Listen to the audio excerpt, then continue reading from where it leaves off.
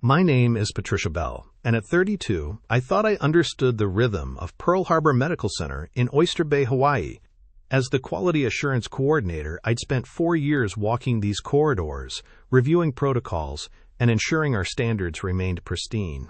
The ocean breeze that drifted through our windows each morning had always felt like a promise of clarity, but lately, something had shifted in the air.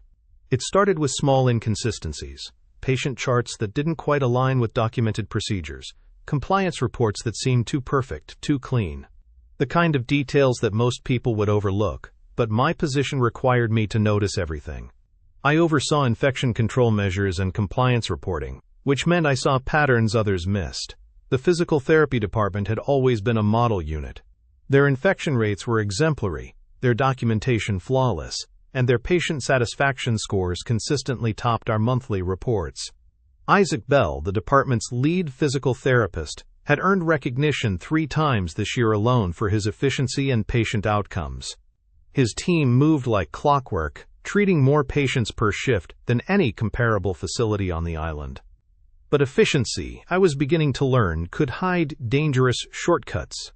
It was during a routine audit last Tuesday when I first noticed the discrepancy. A patient's treatment log showed completion times that seemed impossibly fast. Not just quick, impossibly quick. The documentation indicated full assessment protocols completed in half the standard time frame, yet every box was checked, every requirement seemingly met. I pulled 3 more files from the same week. The pattern repeated. Treatment sessions that should have taken 45 minutes were logged as complete in 20. Patient identification verification steps that required specific protocols were marked as finished, but the timestamps suggested they'd been processed simultaneously with other required procedures. The hospital's Epic system showed everything in order: digital signatures, timestamps, compliance markers, all present and accounted for. But the mathematics didn't work. There simply weren't enough minutes in the day for the documented procedures to have been completed properly. I'd worked with Isaac for 2 years. He was thorough, professional, and genuinely cared about patient outcomes. His department's success had become a source of pride for our entire facility. The idea that something might be wrong felt like questioning gravity itself. Thursday morning, I decided to observe the physical therapy department during their busiest hours. I positioned myself at the nursing station with a clear view of their treatment rooms, clipboard in hand, ostensibly reviewing medication administration records. What I saw made my stomach tighten. Patients moved through the department with remarkable speed. Isaac and his team worked with practiced precision, but there were moments, brief, almost imperceptible moments, where standard protocols seemed to blur together. A patient identification band scanned while the previous patient was still being positioned. Treatment documentation completed before the session had fully concluded. The efficiency was impressive, but the shortcuts were unmistakable. By Friday afternoon, I documented enough inconsistencies to warrant a formal review. The suggested systematic protocol violations designed to maximize patient throughput while maintaining the appearance of full compliance. It was sophisticated, carefully orchestrated, and completely against everything our facility stood for. As I sat in my office that evening, watching the sun set over Pearl Harbor through my window, I realized I was facing a choice that would define my career. Isaac Bell wasn't just violating protocols, he was endangering the integrity of our entire quality assurance program. The trust I'd placed in his department, the confidence our administration had in their success, it was all built on a foundation of carefully concealed deception. The worst part wasn't the violation itself. It was the realization that someone I'd respected, someone whose work I'd held up as an example, had been systematically betraying that trust for months, possibly longer. My phone buzzed with a text from Isaac. "Great audit results this quarter, Patricia. Couldn't have done it without your support." I stared at the message, feeling the weight of what I'd discovered settling around me like the humid Hawaiian evening air. The silence in my office felt different now, not peaceful, but heavy with the knowledge that everything I thought I knew about my workplace had just shifted beneath my feet. Something was very wrong at Pearl Harbor Medical Center, and I was the only one who knew it. The following Monday morning arrived with the kind of crystalline clarity that made Pearl Harbor's waters shimmer like glass. I'd spent the weekend reviewing my documentation, cross-referencing patient flow reports with treatment logs, and the pattern had only become more disturbing. Isaac Bell's department wasn't just cutting corners. They were systematically bypassing patient identification protocols that formed the backbone of safe healthcare delivery. I'd known Isaac for 3 years, ever since I'd started as Quality Assurance Director at Pearl Harbor Medical Center. He'd been one of the first department heads to welcome me, offering insights into the facility's culture and helping me understand the unique challenges of managing quality standards in a military-adjacent hospital, serving both active duty personnel and civilian populations. Isaac had built the physical therapy department from a struggling unit into what appeared to be a model of efficiency. His team consistently met productivity targets while maintaining what seemed like exemplary patient satisfaction scores. When I'd arrived, the previous QA director had specifically mentioned Isaac's department as one requiring minimal oversight due to their outstanding performance record. "Patricia, you'll love working with Isaac," she'd told me during the transition. "His team runs like clockwork, never had a single compliance issue in 5 years." That recommendation had shaped my entire approach to departmental oversight. I trusted Isaac's reports, relied on his team's self-auditing procedures, and held up their metrics as examples for other departments to follow. The physical therapy unit had become my success story, proof that collaborative quality management could work when department heads took ownership of their compliance responsibilities. Isaac had cultivated that trust carefully. He'd volunteered for additional training programs, served on hospital committees, and consistently advocated for patient safety initiatives. When new protocols were implemented, his department was always among the first to achieve full compliance. His quarterly reports were detailed, professional, and consistently showed improvement trends that made administrators smile during budget meetings. The betrayal wasn't just professional, it felt personal. Isaac had invited me to his team's holiday parties, asked about my family when we passed in the corridors, and genuinely seemed to care about the work we were doing together. He'd even recommended me for a leadership development program that had advanced my career significantly. But now, reviewing 3 months of detailed observations, I could see how methodically he'd manipulated the system. Patient identification protocols required scanning wristbands before each treatment session, verifying verbal confirmation of identity, and documenting both steps in the electronic health record. Isaac's team had developed a streamlined process that appeared to meet these requirements while actually bypassing critical verification steps. They would scan multiple patient wristbands in sequence during busy periods, then match treatments to identities based on appointment schedules rather than real-time verification. The documentation showed proper protocol compliance, but the actual patient safety checks were being circumvented to maintain their impressive throughput numbers. The sophistication was remarkable. Treatment notes were backdated to align with scanning timestamps. Patient positioning and equipment setup occurred before identity verification was complete. The electronic health record showed perfect compliance, but the actual sequence of events created windows where patients could receive incorrect treatments or have their medical information mismatched. I discovered the pattern by accident during a routine observation session. A patient had arrived early for their appointment, while another was still completing treatment. I'd watched Isaac's team scan the early arrival's wristband, then continue treating the previous patient while documenting the new session as already begun. The timestamps in the system showed proper protocol adherence, but I'd witnessed the actual sequence of events. That single observation had prompted me to review months of treatment logs, cross-referencing them with security footage from the department's common areas. The pattern was consistent and deliberate. Isaac's team was gaming the system to achieve productivity metrics that would be impossible, while maintaining proper patient identification protocols. Tuesday morning, I requested a meeting with Isaac to discuss routine quality improvement opportunities in his department. We met in his office, a space decorated with commendations and patient thank you cards that now felt like props in an elaborate performance. "Patricia, always good to see you," Isaac said, gesturing to the chair across from his desk. "What can I help you with today?" I'd prepared carefully for this conversation, knowing that direct accusations would likely result in defensive responses and potential destruction. Instead, I focused on process improvement and patient safety optimization. I've been reviewing our patient identification protocols across all departments, I began, watching his expression carefully. Your team's compliance rates are impressive, but I'm wondering if there might be opportunities to enhance the verification process even further. Isaac's smile remained steady, but something shifted in his eyes. We're always looking for ways to improve. What specific areas did you have in mind? I'm particularly interested in the timing of identity verification relative to treatment initiation. Some departments have found that extending the verification window can improve patient safety outcomes. Our current process works well for our patient volume, Isaac replied, his tone becoming slightly more formal. We've never had any identification-related incidents. The phrase struck me as carefully chosen. No incidents didn't necessarily mean no protocol violations. It could simply mean no incidents had been reported or discovered.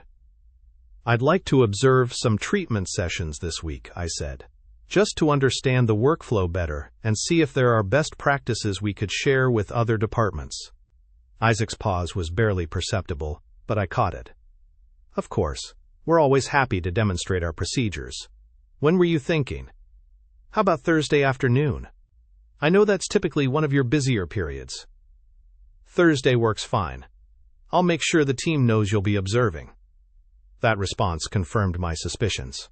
If the protocols were being followed properly, advance notice wouldn't matter. The fact that Isaac felt the need to prepare his team suggested they would need time to adjust their procedures for my observation. Wednesday evening, I stayed late to review the department's staffing schedules and patient appointment patterns. The data revealed another concerning trend. Productivity metrics showed consistent improvement during periods when I wasn't conducting routine observations. The correlation was too strong to be coincidental. Isaac had been tracking my oversight schedule and adjusting his team's procedures accordingly. During periods of known observation, they followed protocols properly. During routine operations, they implemented the streamlined process that bypassed critical safety checks. The realization hit me like a physical blow. Isaac hadn't just been violating protocols, he'd been studying my oversight patterns and manipulating his team's behavior to deceive me specifically. The trust I'd placed in his department hadn't just been misplaced, it had been weaponized against the very patients we were supposed to protect. Thursday's observation session confirmed everything I'd suspected. With advance notice, Isaac's team performed flawlessly. Every patient identification was verified properly, every protocol was followed precisely, and every documentation requirement was met in real time. It was a perfect demonstration of proper procedure and absolute proof that they knew how to follow protocols when they chose to do so. As I watched the carefully orchestrated performance, I felt the full weight of Isaac's betrayal settling over me. This wasn't a case of inadequate training or resource constraints. This was deliberate, systematic deception designed to achieve performance metrics while compromising patient safety. And I had been the unwitting accomplice, providing the oversight framework that legitimized their fraudulent compliance reporting. The silence in the physical therapy department that afternoon felt different from the comfortable quiet I'd grown accustomed to during my visits. It was the silence of a carefully maintained facade, and I finally understood that I was looking at the elaborate construction of a lie that had been built specifically to deceive me. The decision to report Isaac's systematic deception required careful consideration of hospital politics and proper channels. Pearl Harbor Medical Center's reporting structure demanded documentation, witnesses, and irrefutable before any formal investigation could proceed. I spent Friday morning compiling my findings into a comprehensive report that outlined the pattern of protocol violations and the deliberate nature of the deception. Patricia Bell from Risk Management became my first point of contact. Her office on the third floor had always felt like neutral territory, removed from the departmental tensions that occasionally surfaced throughout the hospital. When I presented Patricia's expression shifted from professional interest to genuine concern as she reviewed the data patterns I'd discovered.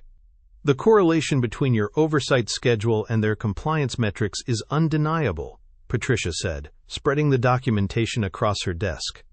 But Isaac Morrison has been with this hospital for 8 years. His department consistently receives positive patient feedback, and his productivity numbers have been exemplary. This is going to require careful handling. The weight of challenging a well-established colleague became apparent as Patricia explained the investigation process. Isaac's reputation within the hospital was solid, his relationships with administration were strong, and his department's performance metrics had contributed significantly to the hospital's overall quality ratings. My accusations would need to withstand scrutiny from multiple levels of hospital administration. Monday morning brought the first formal meeting with Dr. Patricia Caldwell, the chief medical officer. Her corner office overlooked the harbor, and the morning light streaming through the windows created an atmosphere that should have been calming but felt charged with. Dr. Caldwell had reviewed my report over the weekend, and her questions were precise and probing. "The you've presented suggests a pattern of deliberate protocol circumvention," Dr. Caldwell said, her tone measured. "However, Isaac Morrison's department has maintained excellent patient outcomes and satisfaction scores. How do you reconcile these seemingly contradictory facts?" The question struck at the heart of my concerns about the hospital's priorities. Patient satisfaction and productivity metrics had become increasingly important in healthcare administration, sometimes overshadowing the fundamental safety protocols that protected patients from potential harm. Isaac's team had managed to achieve impressive numbers while systematically violating the very procedures designed to prevent identification errors. "Patient outcomes have been positive despite the protocol violations, not because of them," I explained. "The bypassed identification procedures create unnecessary risk, even if that risk hasn't materialized into adverse events yet. We're essentially gambling with patient safety to achieve efficiency metrics." Dr. Caldwell's response revealed the complexity of hospital administration. The pressure to maintain high-performance ratings, manage costs, and satisfy patient expectations created an environment where successful departments received less scrutiny. Isaac's team had operated under this protective umbrella, using their positive metrics to deflect attention from their procedural shortcuts. The investigation process began with discrete observations conducted by Patricia Bell and another quality assurance specialist. They implemented unannounced visits to the physical therapy department, documenting procedures without Isaac's advance knowledge. The contrast between these observations and the scheduled visits I had been conducting was stark and immediate. Within 3 days, the investigation team had documented multiple instances of bypassed patient identification protocols. The "we" was clear. Isaac's team consistently skipped verification steps when they believed they weren't being observed, then returned to proper procedures whenever official oversight was present. The pattern of deception was systematic and undeniable. Isaac's response to the investigation revealed another layer of his calculated approach. When confronted with the cross, he didn't deny the protocol violations but instead argued that the streamlined procedures were more efficient and hadn't resulted in any adverse patient outcomes. His defense focused on productivity metrics and patient satisfaction scores, positioning the safety protocols as bureaucratic obstacles to effective care. "We've maintained excellent patient outcomes while improving efficiency," Isaac argued during his meeting with administration. "The identification protocols, while technically required, often create unnecessary delays that impact patient experience and departmental productivity. Our approach has been results-oriented rather than process-oriented." The hospital's response to Isaac's defense illuminated the ongoing between efficiency and safety in healthcare administration. Some administrators were sympathetic to his productivity arguments, while others recognized the fundamental importance of maintaining safety protocols regardless of their impact on metrics.